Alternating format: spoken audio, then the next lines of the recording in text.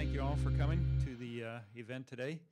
My name is Mike Lynch, and I'm actually the electronic media producer, and I do technical stuff and AV stuff over in the College of Nursing. And I've been here about 3.5 years. And before that, I worked for the community college for 24 years. So I've been around higher education kind of in college for a long time, and I really love that. But I do understand, you know, where the stress comes from at times. So first of all, I'll introduce the panel here. First, we have Devon Grant. She's a postdoctoral research associate at the Sleep and Performance Research Center, which is just down the street there. And she's also has a PhD in experimental psychology. Is that right? From WSU here. Got your master's in clinical psychology at EWU, so you're from the area, been around. And your research kind of focuses on sleep and sleep disorders, things like that, right? All right, got it. Got that good. Naomi Chaytor, right? She's next. She's a doctor of clinical psychology here at WSU and board certified clinical neuropsychologist. Is that right? Neuropsychologist. She was a practicing clinical clinician, right? At WSU Medicine. So she's been on both sides of the state here, worked for WSU. She was over there for 11 years and then wanted to get into the research, more into the research focus, so she came to WSU, and she works for the Elson S. Floyd College of Medicine, our brand new college here. Tracy Skaer, she's a professor of pharmacotherapy. There you go, there's another one. Here at WSU College of Pharmacy. She has a PhD from the University of Southern California. And she's focused on mindfulness-based interventions to combat opioid misuse and abuse with chronic pain, anxiety, and depression. And she does do some kind of mindfulness stuff, a little meditation stuff on campus here. I've gone to the class a couple times, so if you keep an eye out for her name and might check that out once in a while. It's kind of nice to get a little break in the middle of the day. She's been here for 26 years, if you can believe that, so very good. April Davis down there. She's a clinical assistant professor for the Elson S. Floyd College of Medicine. She has a master's in nutrition and exercise physiology from WSU, so another one who stuck around the area. She has degrees in psychology and metabolism, right? Registered dietitian and nutritionist. She's also a clinical exercise physiologist, and she's certified by the American College of Sports Medicine, so that's good. Interests include integrative and functional medicine. She does have a grant right now with the College of Nursing, and she's teaching students, all students kind of across disciplines, to screen and provide interventions for people who have substance abuse or who are actually at risk for substance abuse. So to try to get in there, I guess, ahead of time and help out, right? So there you go. That's our panel there. We'll ask a few questions. I'll ask a couple of questions first, and then we will open it up. So the first question we have here is, what can someone do if they're overwhelmed by stress, but they still need to study or get work done? So, you know, you've got two parts there. You've got the student part studying, and then somebody who needs to get work done, but they're just overwhelmed. Thank you. So I'm going to just start with a little bit of a definition of stress, because I think it can be one of those vague concepts. Everybody talks about being stressed, but do we really know what that means? So there's two important concepts to think about. So there's the stressor, there's the thing in the environment, an exam, a deadline, a spouse, whatever it is. And then there's our response to that. So we all know that we could be in the same situation and respond very differently. So that stress response is what we're going to kind of focus on, I think, is sort of how we respond to the stress, what we can do about it. That response is important for all of the kind of negative outcomes related to stress that I think people care about. It's also important to make a distinction between an acute stressor, so something that happens on a short time frame, like an exam, a lion jumping out in front of you, and something that is more chronic, so chronic stress that's with us day to day, in and out. And that acute stress is what our body's designed to respond to. So we have that fight or flight response when the lion jumps out, that we're able to either fight it off or run away, and that's very adapted for us. But that chronic stress, we're not really designed for that, and we'll sort of talk about that because I think that's where we're mostly dealing with stress today. So the question, what do you do if you're overwhelmed by feeling stressed, but you still need to get things done? You need to perform. So I think I have, this is sort of something I would teach patients when I was doing clinical work, and and what I think about for myself. So the first question is always, what can you do to change the situation, right? So can you problem solve? Are you doing too many things? Can you say no? Can you ask for help? Can you put something off until later? So always look at the situation and be flexible. If you can't change something or you don't want to, say an exam, if you don't want to drop out of school, you need to take the exam, then you need to, the second step is to stop struggling with things you don't need to struggle with. So this idea that we add a lot to a situation with our thoughts, I'm gonna fail, I can't handle this, that make us more stressed. That extra stuff, we need to learn ways to stop struggling with, to fight with. Tracy's gonna talk about mindfulness as one strategy for doing that. One of the things that I like to focus on is, why am I doing this? What is the reason for this, that the stressors in my life, this exam, for example? It's because I want a degree, I want to help people, I want to accomplish something, that bigger picture goal, and it often makes the stress worth having in the service of that goal. So kind of changing your perspective. So there's many specific techniques that we can talk about, but really bringing it back to, what am I willing to accept, sort of this stress, this discomfort in the service of something that I care about. Remembering that. Any other thoughts?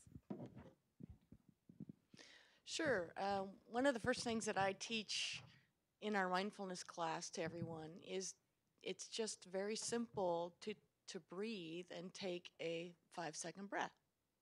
So we're going to do that right now with the audience. So here's how we do it. You take a very deep breath in and hold it for a moment, and then when you let it out, I want to hear you letting it out. I'm not going to do it right directly in the microphone, but I'm going to demonstrate it right now.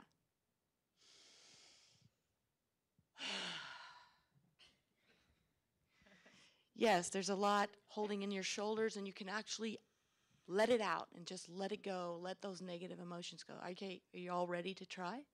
Okay, here we go. Deep breath in. Let it go.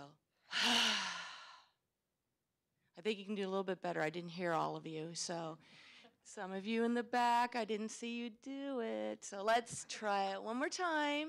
I mean, just these few seconds to take a time out when you're really stressed out, you'll see really helps a lot. So one more time. Deep breath in. And out. Okay, so, that brings to my point. You can't just keep, oh, I got to get this done. I got to get this done. I got this to do, this to do. Just take that moment for yourself. Take a moment for yourself. What's going on in that moment. Let all those little negative thoughts and judgments not interrupt, and take the few moments for yourself and reset. And that'll help improve your resilience. Well, very good. Everybody's nice and relaxed now, huh? Anybody else have anything to add to that one? No? Okay, next one is, can stress cause weight loss or gain? So it looks like April's going to take this one. Hi, that sounds like a good question for the dietitian in the group. And the answer, it's twofold. So it's yes to both, actually. And as Naomi indicated, we all respond to stress differently, and it depends on what the stressor is, and it really depends on if it's acute or chronic, which we tend to deal with more now. Of course, we don't really have too many lions jumping out in front of us in today's world. So it's that prolonged stress response that's continuing to elevate cortisol, one of the main stress hormones in the body, that really leads to weight gain for most people. When we talk about weight loss, oftentimes it's because some individuals might respond to stress with a lot of anxiety, and that can lead to increased energy expenditure in the way of like shaking a leg or a lot of jitters and stuff that might come along with anxiety for some people. So just at rest, they're expending more energy. And also for certain individuals, under stress, they can just not really think about eating, and their appetite is pretty poor. So without them consciously reminding themselves to eat, basically it's unintentional starvation that's happening for some individuals when you have weight loss with stress. And the unfortunate thing is often it's losing muscle mass, which then plays into ability to function and deal with continued stress that's coming. So that's one end of the spectrum. I would say for more people with chronic stress, they deal with weight gain, and that is strongly related to that cortisol hormone I mentioned. And it's an adaptive response in the body. So when we're stressed, the body releases epinephrine and norepinephrine to do that flight or fight response that Naomi referred to. But there's also cortisol that helps with energy balance so that you have energy available to physically fight off that stress.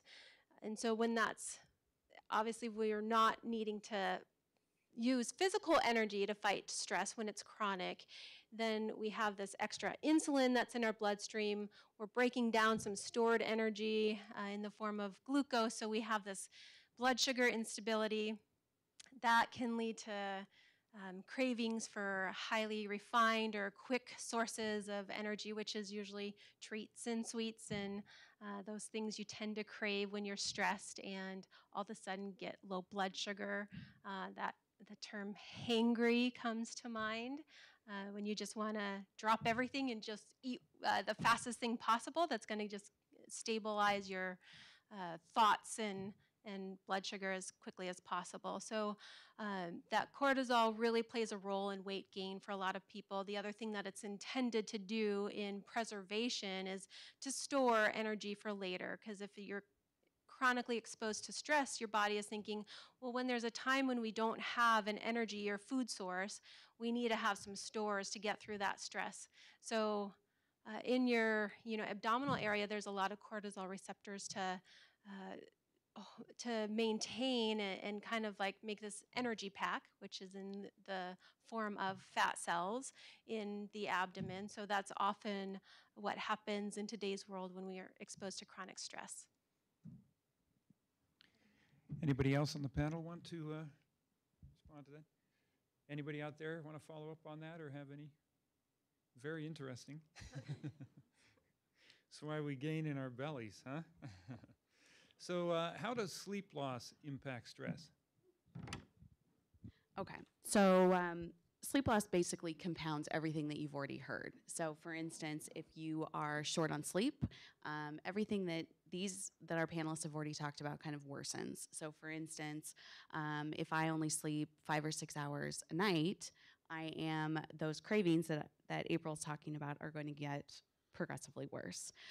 So in general, that's why we always suggest that you really should be trying to get between 7 and 8 hours per 24 hours. So for instance, ideally, you want to get that all in one shot, but if that's not possible, you can break it up and take naps.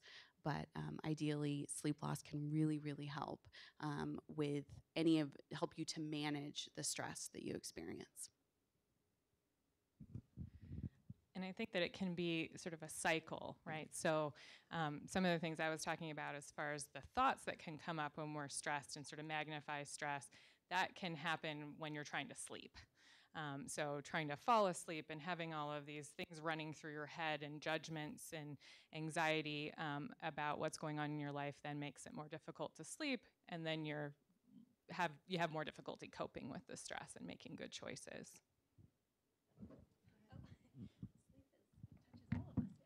Yeah.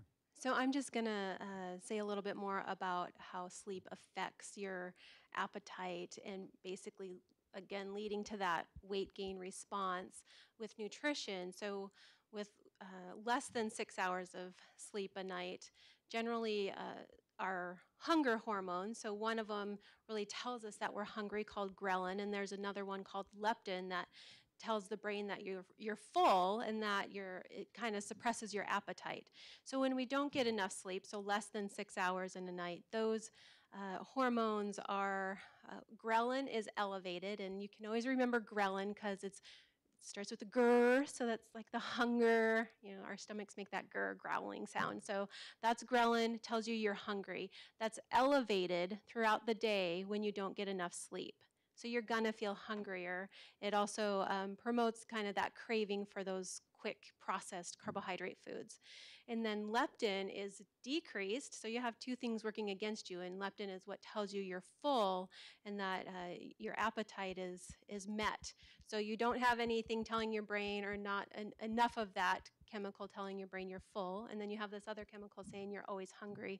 So you tend to, many of the studies show that you can eat up to 1,000 calories more in a day, mostly in those evening hours, getting not enough sleep. So, and that's defined generally as less than 6 hours.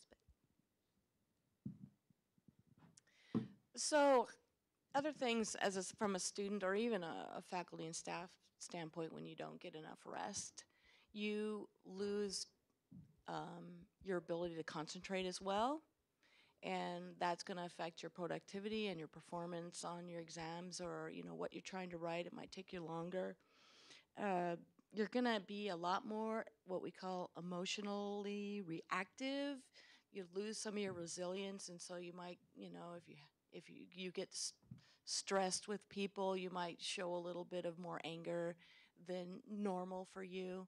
So the other thing that happens when people don't lose sleep is the first thing that they might do if it's chronic is go to the doctor and ask for medications to help them sleep.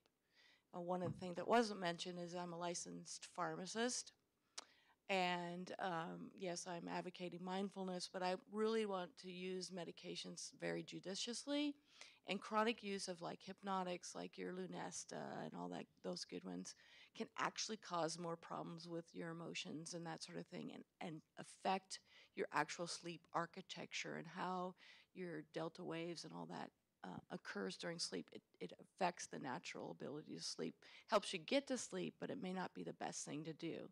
And so reaching for the medications can actually also impact how well you sleep, even though it's getting you to sleep. It may not be really good sleep. All right, thank you. Anybody have any comments about sleep out there? Okay, go ahead. I'll repeat these questions here. So the question is, do you have any tips to be able to break that kind of cycle when you're maybe falling asleep or in bed and your mind keeps racing and racing around? Yeah, so that's a really common problem. So first of all, to not, think there's something wrong with me because I can't go to sleep because I'm having all these thoughts. It's a very difficult thing, especially when you're studying late at night and doing a lot of mental work, to shut your brain down. Certainly, mindfulness techniques are helpful. So, we did a deep breathing. Just that alone can sort of focus your, instead of thinking about the things you have to do, you're focused on your breath.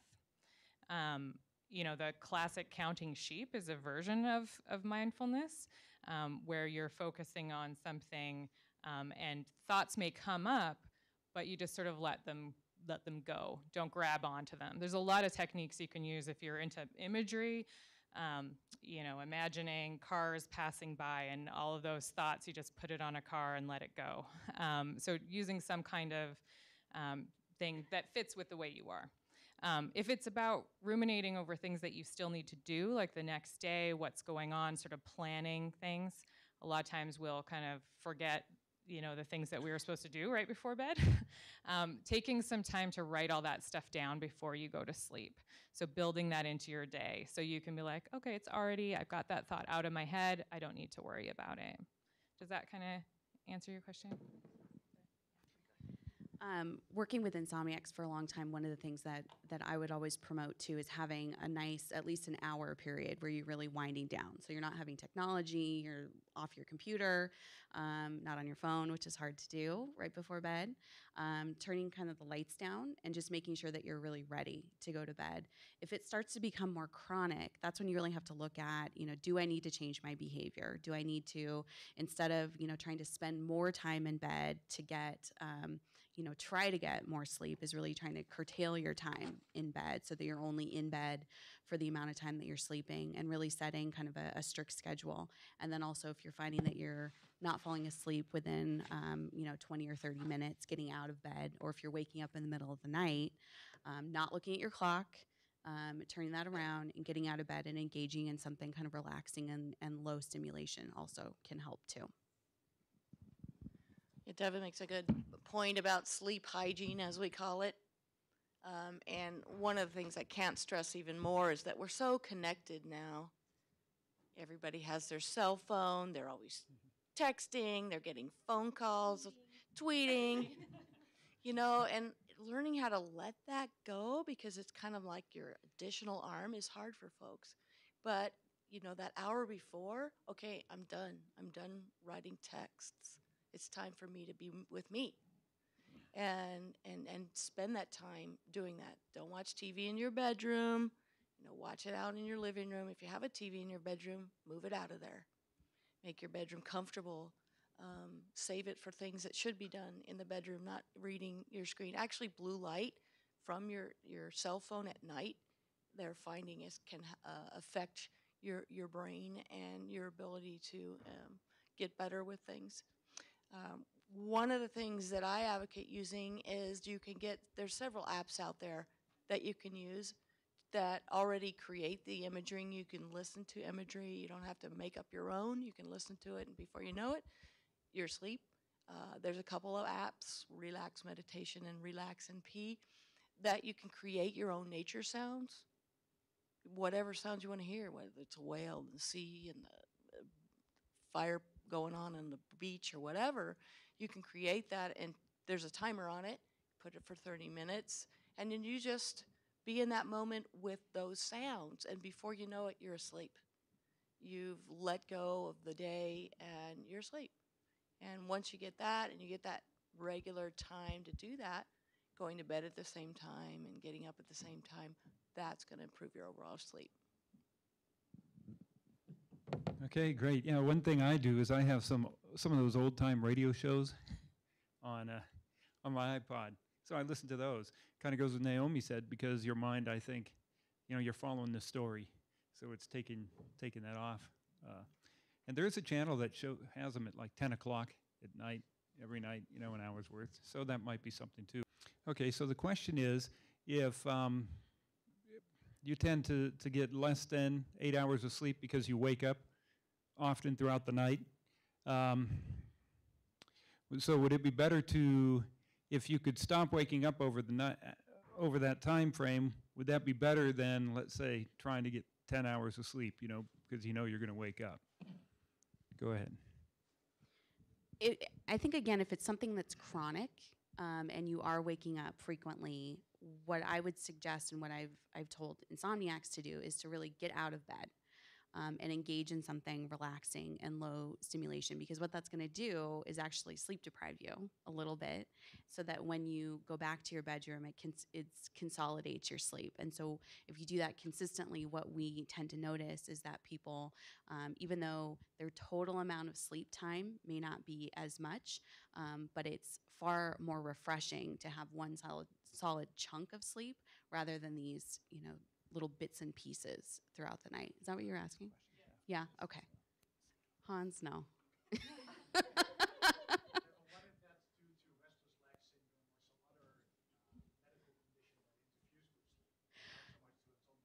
Yeah, I think if it's related to a specific another sleep disorder, then that needs to be treated. And there's a sleep study can easily pick that up, and can be treated with medication, and then that will help consolidate your sleep.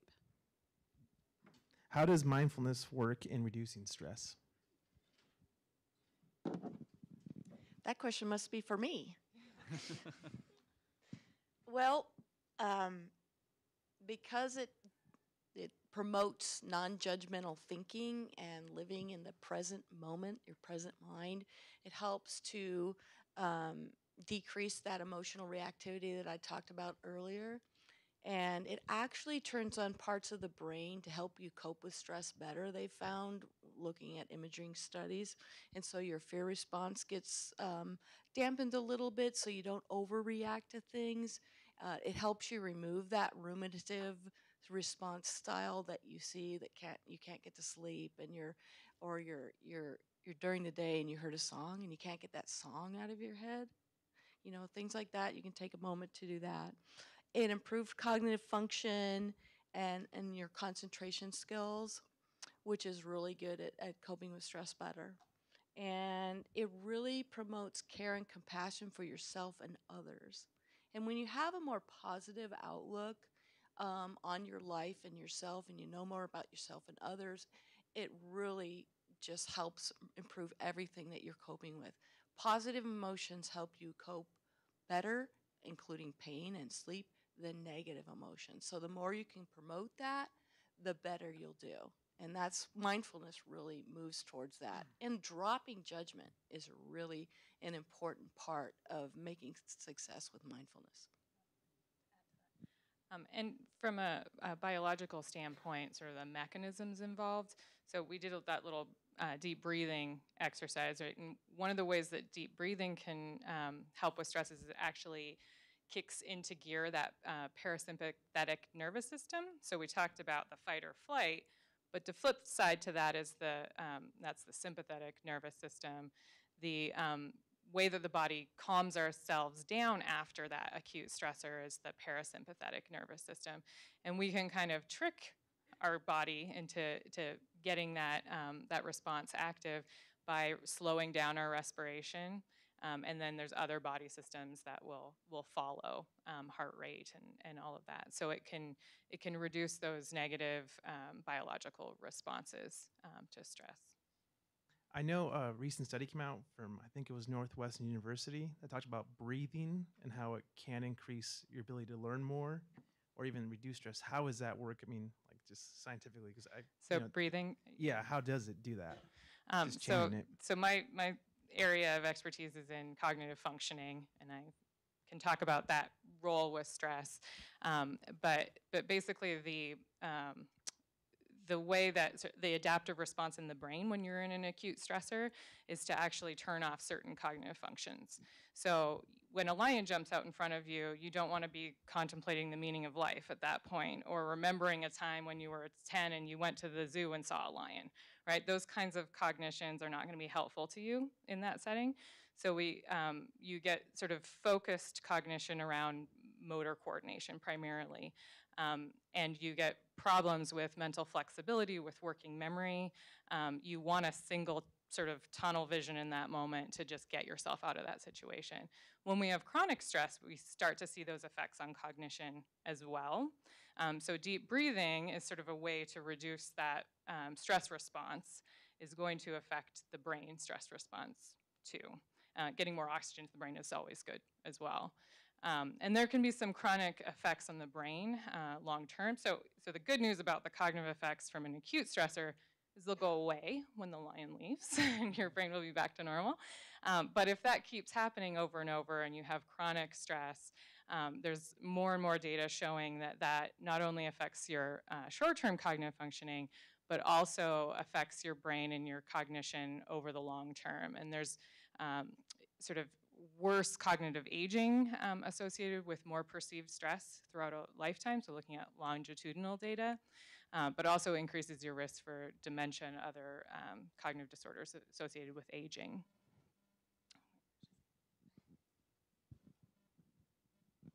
One of the things we do when we really get stressed is we don't breathe normally. Some of you might notice that you sigh a lot. That is a symptom that you're holding your breath and you're holding your stress in. So when you notice yourself sighing more, you know, that is just your body saying you're stressed. And so learning to go back to focusing on your breathing and making it a more natural and normal thing will help reduce the sighs and reduce you from holding your breath. When you hold your breath, you don't breathe normally, you don't get as much oxygen in your system, and without the oxygen, your brain doesn't work as well. And so breathing is really, really key to helping your body cope. I'll just quickly piggyback on that because we're talking about oxygen and getting it into the body. And one of the great ways we can do that is through exercise. So we have to bring that into the equation. And there has been another recent study that in many that are supporting 30 minutes 3 times a week. So this is just brisk walking can actually improve cognitive function, decrease risk of dementia in the older population. So you're doing all the things in basically by the mechanisms they've talked about, but it's just another way to get that oxygen to the cells, and then it's available to repair anything that needs to be repaired. And also with exercise, it kind of mediates that cortisol hormone level. So it kind of fights against everything that cortisol from the chronic stress is putting out into the body. So it's going to help your insulin work more efficiently and stabilize your blood sugar levels, decrease your blood pressure, which we know gets elevated under chronic stress. So got to give the plug for exercise in there too. Okay, so we have any more questions out there? Next one. My question is for more of Naomi, but if others have something to chime in. From a practical standpoint, if I don't get enough sleep, I'm going to know I haven't gotten enough sleep. If my nutrition and my exercise is off base, I'm going to know, and we'll have tools or resources to be able to correct it. Participating in a mindfulness class that's available is amazing and helps me detach from whatever I'm doing at work. But the part that I don't really know how to set up an appropriate recognition for starters and then a new habit is with thinking. I know that when negative words come out of our mouths, or we're thinking negatively, but how do we track the millions of thoughts that we have going on all the time and be able to dial it back so that we can create a better structure for appropriate, healthy, non-stressful thinking? Okay, so you're thinking of thinking in those unhelpful thoughts as opposed to cognition and memory and that kind of thing. Okay, so I think the first step is to recognize what you're thinking. So we all have this sort of internal dialogue that we may not even, it's so automatic that we don't even realize it's happening. So one really important skill that people can learn is to take a step back from their thinking, right? So part of it's mindfulness, so being able to take a moment and recognize, notice the thoughts that you're having, right? So if you're feeling, often it's helpful to start when something's wrong. So I'm feeling anxious, panicked, whatever something's not right, and then dial it back to what did I just tell myself in that moment. So just taking time to notice the thoughts. Then, so one way to do that is to write them down. So as a therapist, one of the first things we have people do is to record their thoughts. And you just, no judgments, you're just writing them down so that we can get an idea of what kinds of thoughts you're having. And people tend to have certain ones that are more or less unhelpful to them. And maybe it's performance related, maybe it's just a lot of stuff, maybe it's judgmental kinds of thoughts about yourself, failure. So getting some idea of those themes first. And recognizing that that's just a story you're telling yourself. In some way, those thoughts are probably helpful to you. So a lot of people, we don't have we generally don't have things that aren't helpful to us in some context, right? So that's probably adaptive in helping you to get things done, motivate you, right? So if you're afraid of failure and you keep telling yourself things about failing, that motivates you to prepare to do well, right? If you didn't have those thoughts, you might not care, procrastinate, it's not that important. So recognizing that those thoughts may help you in some situations. Notice that they're just thoughts. You can listen to them or not, and recognizing when they're happening, and then doing these techniques to kind of not focus on them. The thoughts themselves are not the problem. It's what you do in response to them. So if you get all worked up and stuck on these thoughts, if you try to stop having them, that often will make it worse. So there's a metaphor of, we always think that there's like a battlefield metaphor, right? That we're fighting negative thoughts, and that we want to have positive thoughts and not negative ones, right? So they're at odds. But having a positive thought reminds you of the negative thought, right? So I'm not sad today brings up sad, right? So the alternative approach is not to try to fight them, to not have them, it's to leave the battlefield, right? As those thoughts are gonna pop up, they're gonna happen, but you don't need to pay attention to them. You need to focus on what it is you care about and move in that direction. Everybody responds to sort of different things around what works for them in dealing with thoughts that are not helpful. And there's a lot of resources online. The Happiness Trap is one book that I recommend reading. It's a sort of popular sort of lay book, and you can get some ideas on how to think differently about your thoughts. Does that answer your question? You've sort of stressed, the importance of sleep and the importance of exercise, given sort of the time of year when, by the time we get home, it's dark. There might be a tendency for people to say, well, I'll just exercise early in the morning and get up like an hour early. So is it a good idea to sacrifice sleep to get some exercise, or should you just sleep an hour longer and forget about it? Yeah, we might have to tag team this one because we'll probably both advocate for it. And I wouldn't suggest losing sleep. If you're going to get less than 6 hours or even less than 7 hours, I wouldn't take away one of those hours for exercise. I would suggest, if working with a client or patient, that instead maybe throughout their workday or their student life day, especially if you're sitting at a desk a lot throughout the day, studying or at your desk job, maybe it's at 55 minutes after the hour. Every single hour, that's when you get up for 5 minutes, and it can be a very minuscule task of, some of those times you might just be going to the bathroom, but you're getting up and moving. You could lunge your way to the bathroom if you don't mind people watching you do that. So you could go up and, start at the basement of SAC and just go up to the 5th floor and back down, but something that would just take about 5 minutes. And so rather than thinking of formalized exercise and the stress of trying to get that in all the time, just increasing movement and activity throughout the day is going to be really beneficial. And I think if you're trying to balance sleep and that activity and movement, that would be a more optimal situation than losing sleep for that formal exercise. Well, as your husband does, he may make up for sleep on the weekend. So if you're a good sleeper, you can lose some sleep during the week, and you can actually recuperate that. So kind of repay the bank, so to speak. Now, for instance, if you're not a great sleeper, then I agree with April. You have to just, try to get your exercise in otherwise, but really try and maintain your sleep so that you're not sacrificing that. Thank you. Mm-hmm.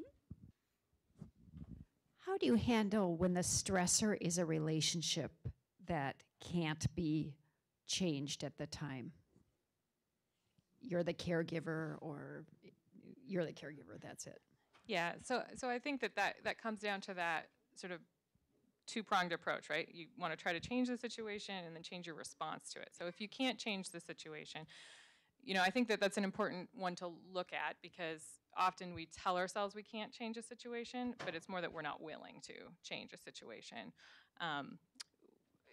There sometimes is flexibility, so just considering that. But if you decided you don't want to change a situation, or the other person doesn't want to change, then it's your response to that situation that you can manage. So all these things we've talked about can reduce the effects on you, and how you then interact with the world as a result, right? So if it's primarily health-related concerns about stress, then it's exercise, sleep, doing all of those things, to self-care types of behaviors.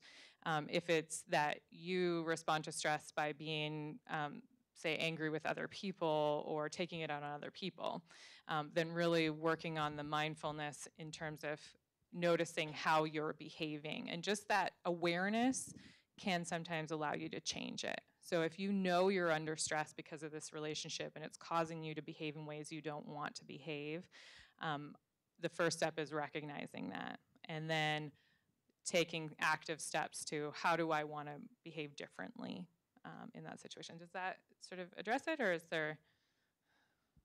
and I think recognizing that, so an important thing about, if you want to be in a relationship that is causing you stress, there's probably a reason for it, right? So remembering, focusing not on the stress, but focusing on what is the value or the thing that you care about. So say if you're a caregiver of somebody and you've committed to doing that role, you could focus on that being a caregiver is an important thing for you, and you're willing to accept stress as part of that value, right?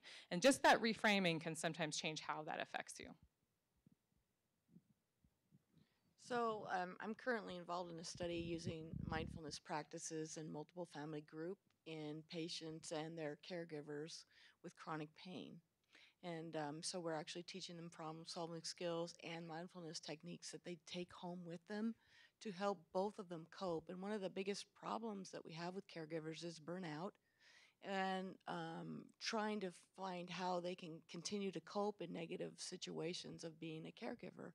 And one of the things that might help is asking for help. If there's someone or a company that come in so that you can have a break, have some respite time yourself to just get away and have a break from being a caregiver, that would help a lot.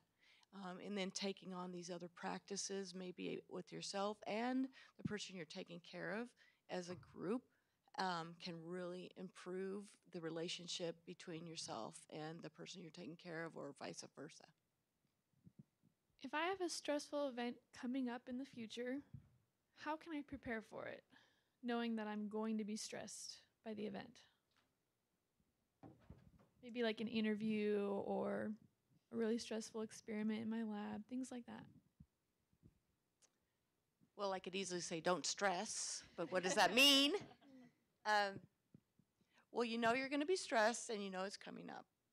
And so focusing on what the good things that might be coming up that will go along with this. I've got a test or an interview or whatever. Okay, I'm anxious. Get prepared. Think about what you need to say, what you need to do, and hold on to that confidence that you're doing your homework before you go. And just let go of the negative thoughts and don't ruminate about, oh, it's going to be stressful. Well, one of the things we do, and I know Jessica brought up, what do we do with all these negative thoughts that come through every day, and we're trying to cope with them all in my brain, and you're having one come up, and here it is in your brain, is one of the things is we welcome them with open arms, and we recognize them, and we're like, hi, how are you? Well, you're kind of a gremlin, so I'm going to show you the door. I know it's going to be stressful, but I'm not going to focus on that. I'm not going to ruminate on that. I'm going to be prepared. I'm going to stay happy. I'm going to have plenty of sleep. And you know what? You'll do great. And just one thing about anticipated stress, or even ruminative stress, so it's not right now, but it's in the future or in the past. And a lot of it probably comes down to, like, what if, right? What if I don't answer a question right? What if I screw this up, right? Those kinds of things. And one of the principles to think, this is one of the So our ability to do that, to think about the future and the past, is a gift for cognition, right? But it's also a curse, right? It allows that future situation to come into the present moment. So if you ever are around children, you'll know that if they're a certain age, they are in the moment. They do not worry about what's happening or what happened, often to the parents' chagrin. But basically, what's happening when you do that is you are creating more stress than the situation warrants, right? So once that stress has given you something helpful, you've prepared, you're motivated, then it's important to tell yourself, this isn't helping me anymore. So like Tracy said, you know, hit the door, right? And you have to recognize it. Say like, oh, this is, and a helpful thing is just like the gremlin, or to name it. So like, this is George coming up again. That's my fear of failure. You know, thanks for the information, George, but you're not welcome today, kind of thing. And just that distance or that humor can diffuse some of the power of those thoughts. But the basic thing is, don't make yourself more stressed than you need to be. It's not happening right now. That what if may or may not happen. You'll stress about it if it happens, but you don't need to do it now. Right? Erin, one of the other things too that we've seen in sleep research is that you can bank some sleep. So for instance, you know that you have something stressful coming up, you can kind of sleep over, and then that kind of serves as a protective mechanism so that, you know, when you get to that stressful time, you have some extra sleep in the bank, and so that will kind of help carry you a little bit in terms of your performance too. And yeah, that's actually what I was going to basically apply to nutrition and eating habits. So, under stress, it's really important to try to eat as healthfully as possible. You are much more vulnerable to a stronger stress response, and it takes more time to recover from that if you aren't eating well to begin with or beforehand. So doing things like high magnesium foods are really helpful. That's kind of what we call the calming mineral. So it's going to be a lot of produce that I mentioned, so just you roll your eyes now. But those, and it is all those antioxidants and polyphenols and all these plant-based compounds that really help our body combat inflammation and the stress response. So getting that in ahead of time can just prepare it. And then exercise is also a really helpful tool to cope with possible stress that's coming up. Kind of clears your mind and helps you deal with that anxiety. Hey, thanks, April. I'd really like to thank our panelists here, Devon Grant, Naomi Chaytor, all right, Tracy Skaer, and April Davis. We appreciate your time and effort you put into this.